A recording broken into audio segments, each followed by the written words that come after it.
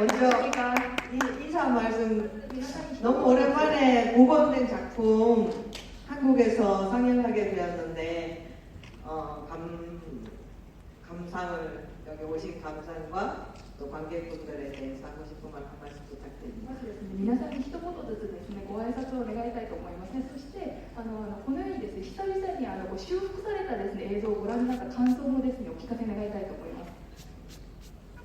こんばんは。改めまして、高橋寛明です。今日はこの雨の中に、わざわざ、出向いていただいて、ありがとうございます。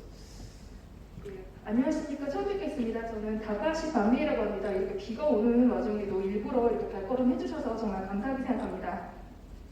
この映画は先ほども案内があったように、35年前の映画で、かつ、30年間、この、フィルムのネガとプリントが行方不明になってまして、これがたまたま発見されて、デジタルリマスターを作り、日本で、公開されることになり、引き続きこのプチョンで、上映されることになったこと、本当に、嬉しく思っています。ありがとうございます。 지금 보신 이 도어라는 작품은 방금 전에 소개를 해주셨듯이 35년 전에서 저희가 만든 작품입니다. 그리고 그 후로 30년 동안 필름의 내거 그리고 이제 프린트가 행방이 묘연한 상태였는데요. 그것이 우연히 발견이 되어서 이제 디지털 리마스터 버전으로 다시 만들게 되었습니다. 그 후에 이제 일본에서 이제 공개가 되었고 또 이렇게 뒤이어서 부천에서 상영을 할 수 있게 돼서 정말 기쁘게 생각합니다. 감사합니다. 皆様こんばんは、高橋恵子です。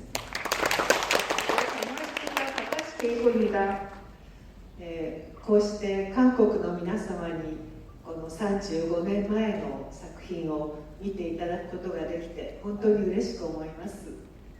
이렇게 한국 여러분들께 35년 전의 작품을 선보일 수 있게 돼서 기쁘게 생각합니다.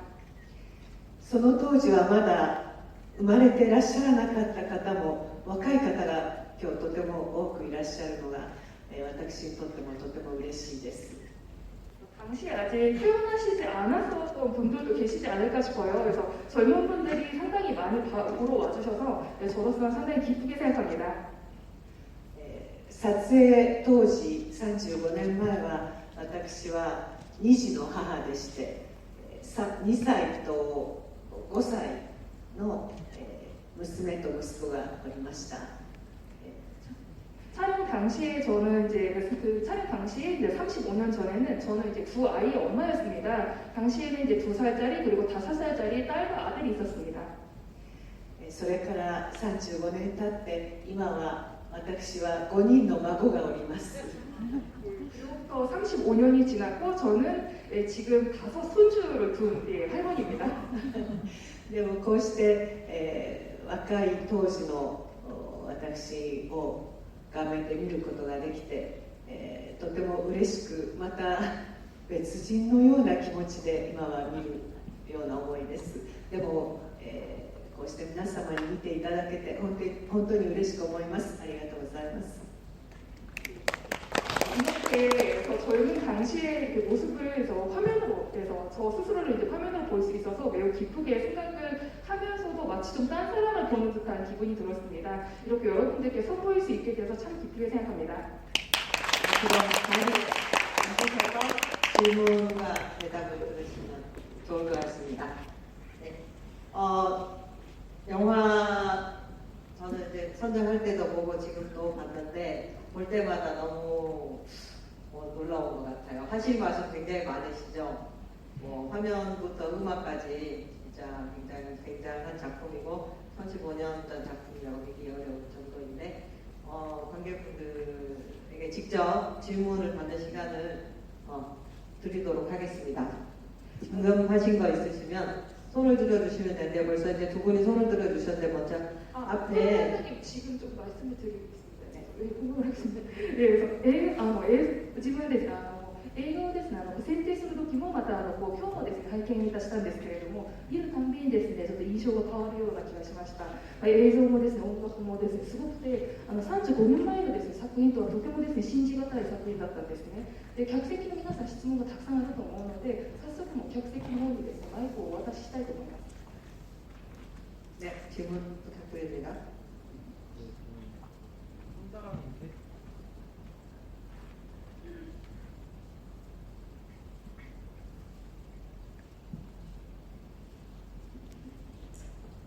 네, 저는 혼다라는 캐릭터의 설정에 대해 좀 궁금한데요. 일단 혼다라는 캐릭터가 주부라는 설정인데 그 집안에서 그렇게 편한 옷을 입고 있지 않은 것 같더라고요. 그런 것도 그렇고 그 상대방한테 뭐 아름답다는 말을 들을 때 뭐 흔들리는 조금 느낌이 있다든지 해서 그런 혼다의 캐릭터의 설정에 대해서 감독님께서 설정하신 것이 있다면 궁금합니다. ホンダ主婦ですよね。でそのキャラクターの設定についてお聞きしたいんですけど。わかりました。좀 천천히 얘기해달라고 하셔서 좀 천천히 좀 가겠습니다. 죄송합니다. ホンダというですね役のキャラクターの設定がですね気になるんですね。彼女は専業主婦でありながら家でですねかなりですねなんかしっかり、ね、したですね服をですね見てファッションすごいファッショナルな感じでなんか主婦っていう感じがあんまりしなかったんですよ。そしてそのストーカーにですね奥さん美しいなんか綺麗ですよって言われてちょっとなんか揺れてるようななんか気もしまして、その本田っていうキャラクターどういう設定をされたのかちょっとお聞きしてもよろしいでしょうか。これは一つ象徴的に、当時その、マンションというちょっと日本人の生活がこう向上している時であり、また、実際に、私の知っている主婦でもうちの中でファッションショーをやってるのかというような人がいたんで、それは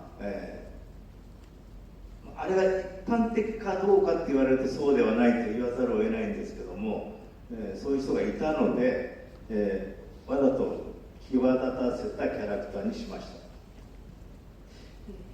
한 가지 좀 상징적인 것으로서 당시 이제 맨션이라는 것이 저도 이제 집합주택이라고 할까요? 근데 맨션이라는 것이 그 일본인의 이제 그 생활이 한창 좀 항상 이렇게 생활 수준이 좀 올라가던 시기였었거든요. 그리고 실제로 제가 아는 주부분도 집안에서 이 사람은 무슨 패션쇼를 하는가 싶을 정도의 분이 실제로 계셨습니다. 그래서 뭐 저런 이제 집안에서 저런 이제 뭐 옷을 입고 있는 것이 과연 일반적인가 하면은 그렇지는 않겠습니다만 그런 분이 실제로 있었기 때문에 좀 그런 부분을 좀 디포럼했다고 할까요? 좀 부각시켜서 표현을 했습니다. 네, 아까 여기 이쪽에 질문 다음 순서로 드릴게요. 뭐 사이에 하나만 질문 드리면 중국뿐만 아니라 별로 좋진 않으시고 말씀하세요. 그 두부뿐만 아니라 이제 그 방문해서 나중에 죽게 되는 그 스토커도 굉장히 이제 젊고 사실 미남인데다가 처음에는 굉장히 예의 바른 사람이었고, 그리고 어떻게 보면 피해자인데 그 주부의 어떤 과도한 자기 집에 대한 방어 때문에 사실은 엄청나게 그 공격을 당하게 되고, 그리고 저는 마지막에 결국은 모두 그 약자들끼리의 엄청난 싸움 같더라고요. 그 방문 파면도 결국은 사실은 최초의 그 물론 그 개인 정보라든지 이런 것들을 가진 것은 잘못이지만 지금의 기준은 굉장히 잘못인데, 어쨌든 그 처음으로 피해를 입는 사람인데 마지막에 결국은 죽음까지 당하는 그런 캐릭터 설정도 그러니까 악당의 캐릭터가 굉장히 독특했다. 피해자이면서 악당이 되는 그런 캐릭터도 굉장히 私はストーカーのですねキャラクターも結構ですねなんていうかただの加害者ではないなと思ったのがその訪問販売のそのストーカー、私としては割とちょっとイケメンでですね結構若い子でですねで彼もですねある意味ちょっと被害者なんじゃないかなと思思うんですよ。そのシュウが自分のですね、うちをやっぱり守りたいという気持ちがですね、ちょっとあまりにもやっぱ強くて、それでなんかドアにですね、手が挟まったりですね、ものすごい攻撃に遭うわけなんじゃないですか。で、最後の最後は本当に弱者同士のなんか戦いみたいなですね、印象もちょっとあったんですね。もちろん今の基準で考えると、個人情報をですね、ああいう形でやっぱ入手するというのは、やはり決していいことではないんですけれども、なんかそういうですね、こうキャラクターの設定、ちょっと今で言うとなんかヴィランであるんですけれども、彼もまあある意味ちょっと被害者なんじゃないかなと思いました。 캐릭터가 단순하지 않고 단순하게 선악을 구분하지 않고 굉장히 세련된 캐릭터였던 것 같아요. ですから、白黒はっきりつけずに非常に洗練されたですね、キャラクターの設定なんじゃないかなと思ったんですね。ただの善と悪なんです。まさにこちらの狙い通りの解釈をされてると思うんですけども、やっぱり両方が被害者であり加害者であるという構図に見えると、嬉しいなと思ってましたので、今嬉しいです。ありがとうございます。 저는 지금 이렇게 말씀해 주신 게 상당히 좀 기분이 좋은 것이, 그래서 정말 말씀해 주신 게 저희가 딱 노렸던 바거든요. 그래서 그렇게 해석을 해 주신다는 게 참 기쁩니다. 그래서 양쪽 다 피해자이기도 하고 가해자이기도 한 그런 이제 구도로 보였으면 하겠다, 보였으면 좋겠다 해서 저희가 이렇게 만들었거든요. 그렇게 봐주셨다니 참 기쁩니다. 감사합니다. 아리가또 고자이마스. 질문 받아보겠습니다. 이제 수상원 고리가라 마다 또 계시마시오. 저는 그 인터폰을 통해서 목소리가 들리는 연출이 되게 인상적이었는데, 예를 들어서 경찰의 목소리도 인터폰을 통해서 나오는 목소리였고, 로비에서 세탁물 찾아가라고 하는 사람의 목소리도 마찬가지였고, 그리고 웹판원, 바쁜 웹판원도 목소리가 같이 있는데 처음에 인터폰을 통한 목소리로 들리다가 이제 육성으로 들리는 그런 연출들이 되게 인상적이어서, 그런 인터폰 연출에 대해서 구상이나 그런 연출을 어떻게 하시게 됐는지, 그리고 제가 듣기로는 다 목소리들이 거의 동일처럼 다 약간 비슷비슷했거든요. 그래서 이게 한 배역분이 그 경찰이나 그 로비에 있는 직원 목소리를 다 함께 맡으셨는지. 私、インターホン越しのですね、声がすごく気になったんですね。すごく印象的だったのが、警察の声、あとロビーのですね、なんかこれ洗濯物ですよって、なんかそのところの声、あとなんか外交員も同じ場所にいるのになんかインターホン越しで聞こえるようなですね、声で聞こえたんですよ。でそれが後で陸声に変わるんですけれども、そういうふうにちょっとインターホン越しのような、なんかそういう声にしてるなんか特別な狙いっていうか、なんか演出の意図があるのかですね。あとなんかちょっと自分のですね、耳にはなんか喋ってる人間はちょっと人間としては違うんですけれども、同じ人物がなんか喋ってるような、なんかそういう感じがしたんですね。インターホン越しの声って、それって同一人物でしょうか？同一人物ではないんですけども、この映画の一番、ラストでやはりもう一度訪問者が来ます。その訪問者と全ての声がつながるように、意識はしていました。 동일 인물은 아니거든요. 그 동일 인물은 아닌데 영화 제일 말미에 또 그 웹판원 같은 사람이 또 목소리가 나오잖아요. 근데 그 인물과 이어질 수는 있도록, 그 목소리가 좀 이제 좀 유사하게 들릴 수 있도록 의식을 했습니다.演出した意図っていうか、そこはね、インターホン越しの人は明らかにそういう声にしているので、これは録音技師の、もしそういう普通の会話の時もそういうふうに聞こえたとしたならば、それは録音技師の、意図というのか思いなんだと思いますね。 인터폰 넘어서 이렇게 들리는 것처럼 들리는 부분은, 그거는 그러니까 분명한 것이, 그러니까 그 녹음 기사, 그러니까 일반 대화 부분인데도 그러니까 일반 대화인데도 인터폰 너머로 이렇게 들리는 것처럼 들릴 경우에는 그건 녹음 기사가 뭔가 좀 의도를 하는 게 아닌가 싶거든요. 녹음 기사의 의도. 네. 예, 앞쪽에 질문 기다리면서 네, 질문해 주십시오. 네, 좋은 영화나 좋은 연기 정말 감사드립니다. いい映画、いいお芝居、本当にありがとうございます。 네, 여쭤보고 싶은 건 후반부 야스쿠가 화장실에 숨어있던 판매원을 발견하고 시작되는 추격 장면에 대해서 묻고 싶습니다. 이 장면은 영화에서 유일하게 위에서 아래를 찍는 부감쇼즈도 찍혔는데 그 외에도 이 작품에서는 아파트 로비에서 야스쿠와 방문파면 둘이 대면했을 때 순간적으로 정지컷을 쓴다던가 전기톱으로 판매원의 목을 절단하듯 흑백으로 변한다던가 특정 장면에서 다른 장면에서 안 찍었던 특별한 연출이 딱 한 번만 쓰이는 것이 여러 번 보였는데 이 장면에서도 부감쇼지하는 특별한 연출을 쓰신 이유가 있을 거라는 생각이 듭니다. 이 장면에서 부감쇼지하는 특별한 연출을 사용하신 이유와 그리고 그 장면은 다른 장면과 다른 방식으로 촬영이 되었던 만큼 배우님께서 그 장면을 연기하실 때 특별한 기억이라든가 연기에 대한 이야기도 듣고 싶습니다. 추격신에서 부감쇼, 그 네. 추격신에 관해서 거죠 지금 네, 말씀하신 맞아요. 건? 예, 後半でですね、後半でその主婦がですね、家に帰ってきた時に浴室にそのストーカーが隠れてたんじゃないですか。でその後からお互い追撃っていうか、なんかちょっと戦いのシーンが始まるわけなんですけれども、そこを結構なんか俯瞰ショットっていうんですか、なんかこう上から下にこう撮ってるような。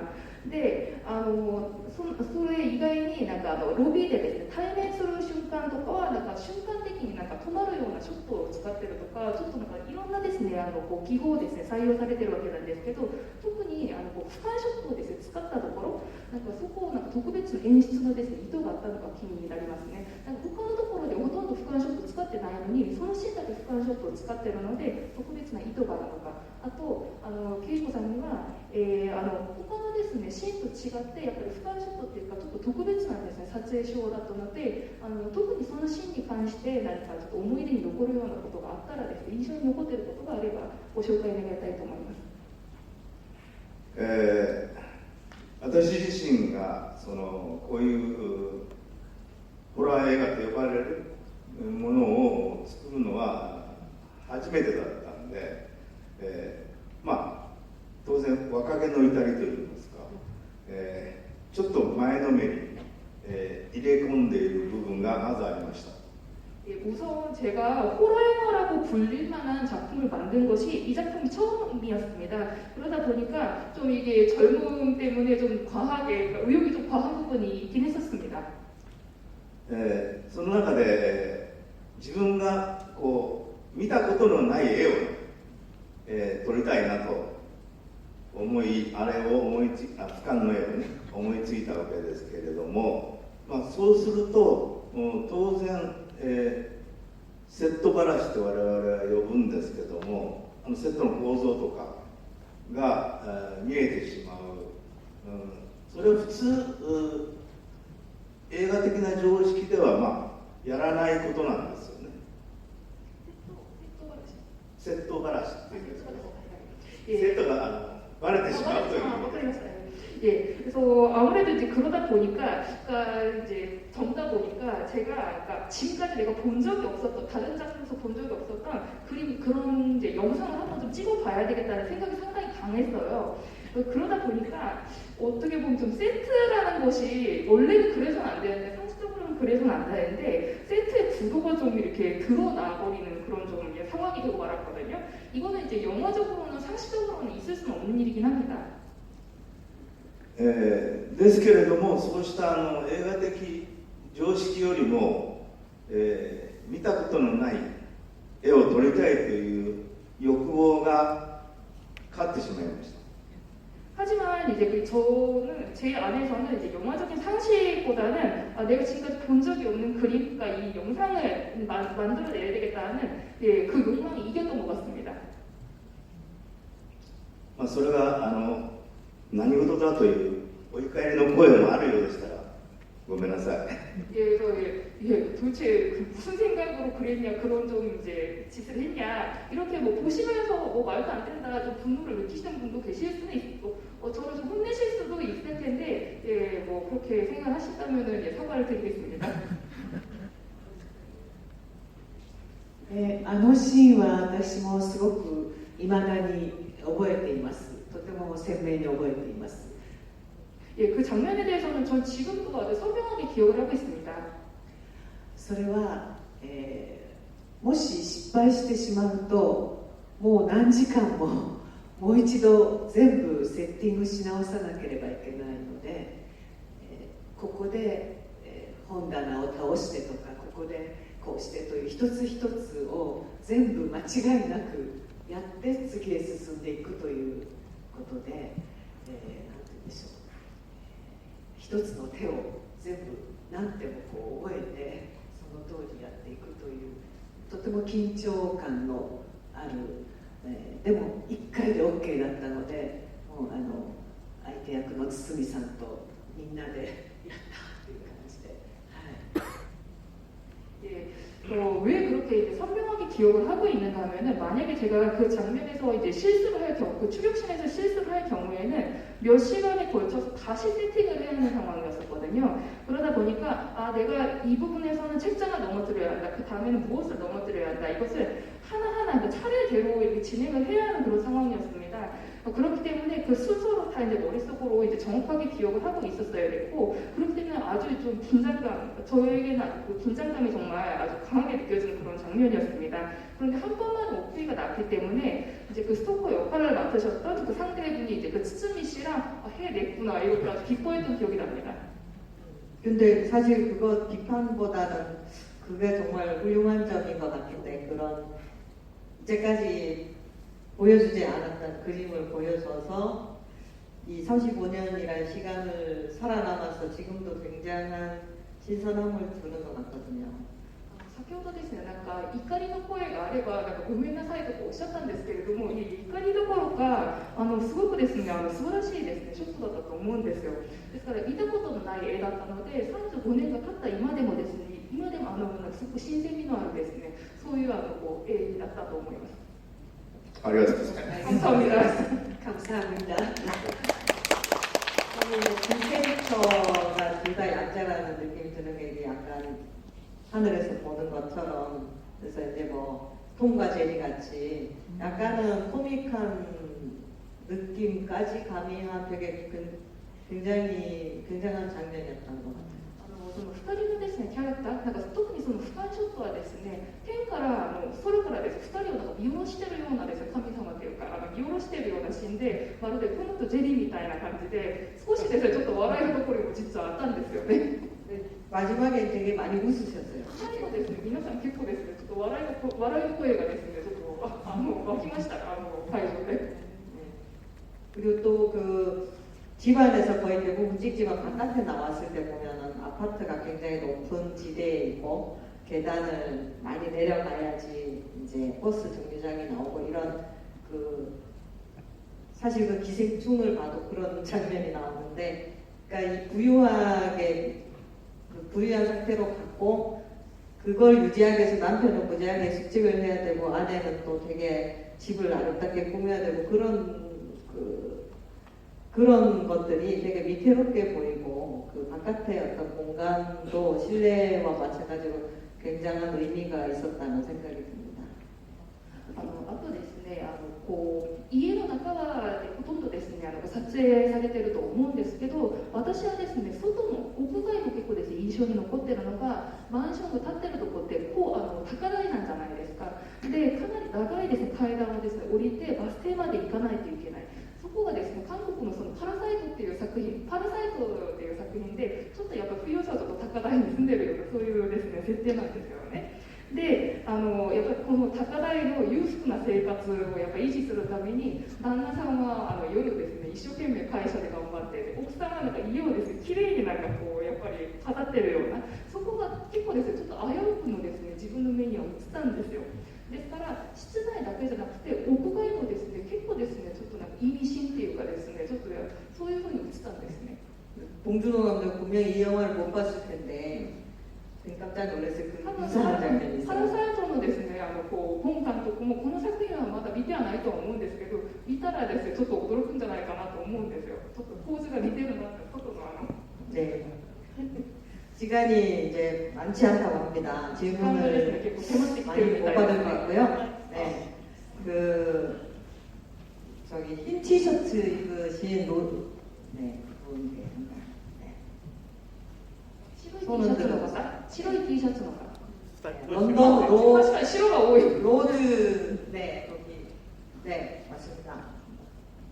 아, 네. 안녕하세요. 영화 정말 재밌게 잘 映画 봤고요. とても面白かったです 그 배우님께 직접 묻고 싶은 질문이 ス 생겼는데, リコさんの質問ですね 일단 그 판매원 그 스토커 분이 굉장히 그 악질적이고 그리고 범죄자이기 때문에 굉장히 경계하시는 연기를 많이 하셨는데, 그러다가 중간에 전화로 그 혼다상 키레 하면서 이제 예쁘시다라고 여러 번 말하는 장면이 있는데, 그거를 계속 상기시키면서 떠올리는 듯한 장면을 여러 번 봤는데, 그때 감정이 되게 복잡한 느낌이 들었어요. 왜냐하면 이제 남편 캐릭터는 집에 잘 안 들어오고, 그리고 이제 어쩌면 부부관계를 거부하는 듯한 암시하는 장면도 있었고, 그래서 이제 집안일에도 지쳐있고 홀로 육아도 하고 있는데, 그런 상태에서 외가 남자가 이제 예쁘시다라고 말하는 장면에서 어쩌면 흔들리는 마음을 표현하는 연기를 하신 것이 아닐까라고 보면서 생각했었거든요.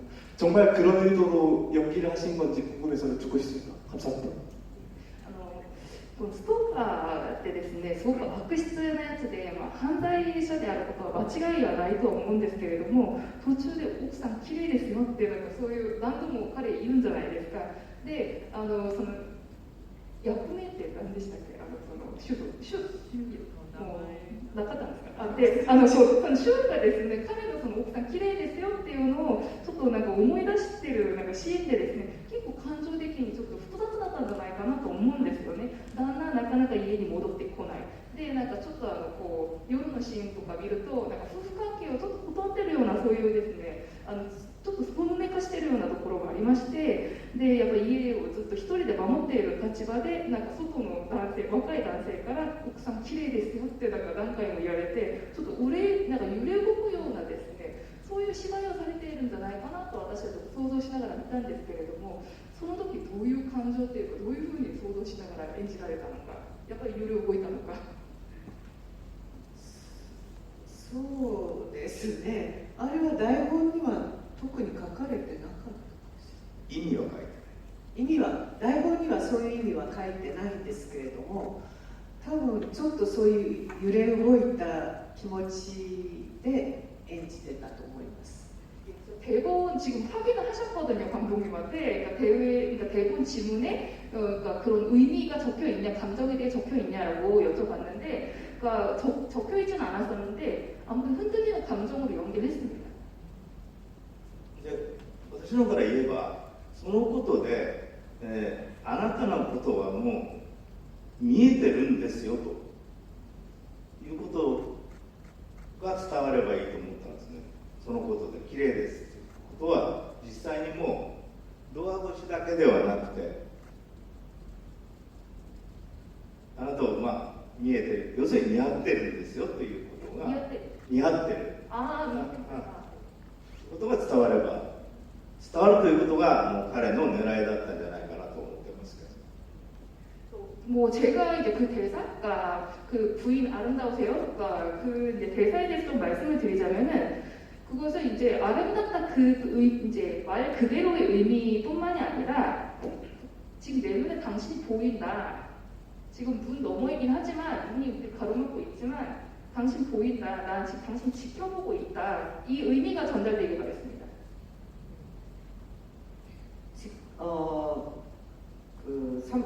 5년 전에, 얼마 전에 이 프린트를 발견했다고 하셨잖아요. 복원 과정에 대해서 짧게 좀 에피소드. 5年前にですね、このレガが見つかったということだと思うんですけれども、そのリストアっていうか修復のですね、プロセスをちょっとお聞きしてもよろしいですか。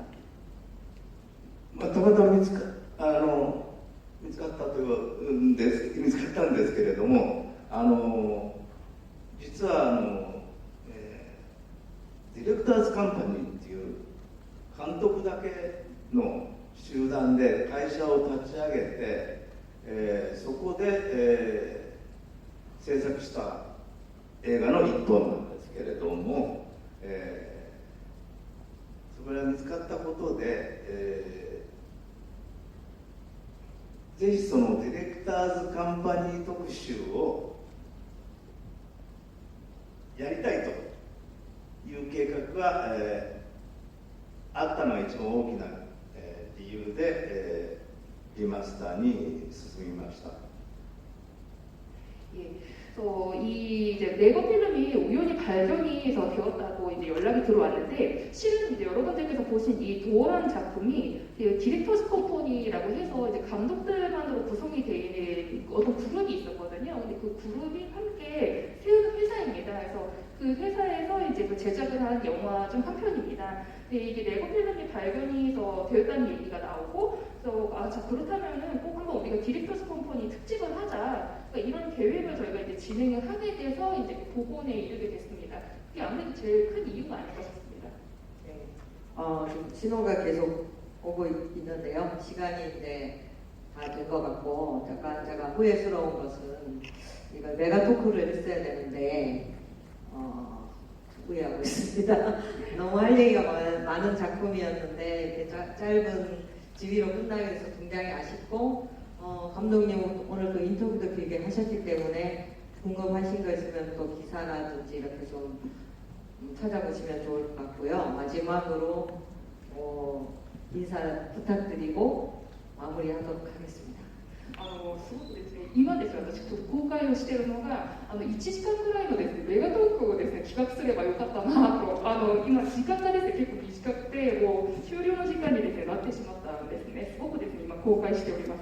本日監督はインタビューにもですね、臨まれたので、後で記事とかですね、いろいろですね、紹介されると思うんですよね。皆さんぜひですね、それもご参考いただければと思います。ではですね、最後ですので、ちょっと最後のご挨拶をですね、皆さんにお願いしたいと思います。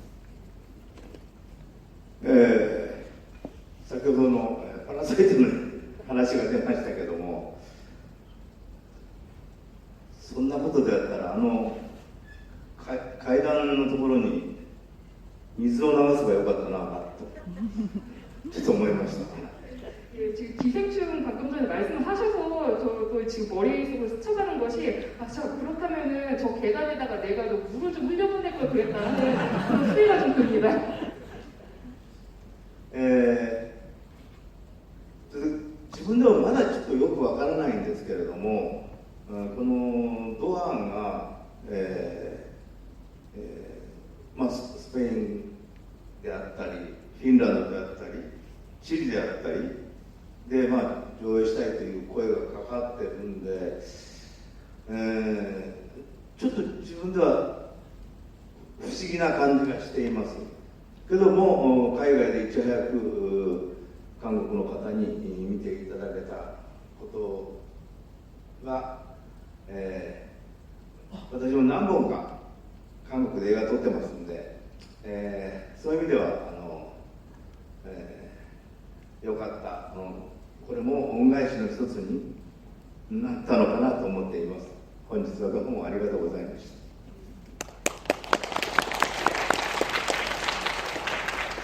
저도 이제 왜인지는 잘 모르겠는데, 이 도어라는 이제 이 작품을 스페인이나 핀란드나 또 이제 칠레에서 상영을 하고 싶다고 최근 이제 제의가 많이 들어왔습니다. 그래서 저로서도 상당히 좀 그 신기한 기분이 듭니다. 그래도 해외에서 가장 이제 먼저 이렇게 한국 여러분들께 선보일 수 있게 된 것은 저로서는, 그러니까 제가 한국에서 몇 작품 정도 그 영화를 이제 찍었거든요. 그래서 그런 의미에서는 좀 한국 분들에게 좀 그 보답을 하게 된 게 아닌가 그런 생각도 듭니다. 예, 오늘 정말 감사했습니다.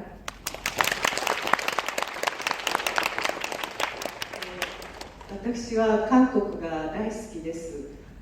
昔42年前、韓国と日本の合作のテレビドラマで、韓国の俳優さんと一緒に韓国でロケをして、韓国で死んでいく韓国の人と結婚して死んでいく役だったんですけれども、終わってもう別れる時にみんなと泣いてハグして、本当にとても温かく情熱的に一緒に作品を作ったことを覚えていて、その韓国にこうしてまた「ドア」という作品で皆様とお会いできたことをとても嬉しく思っています。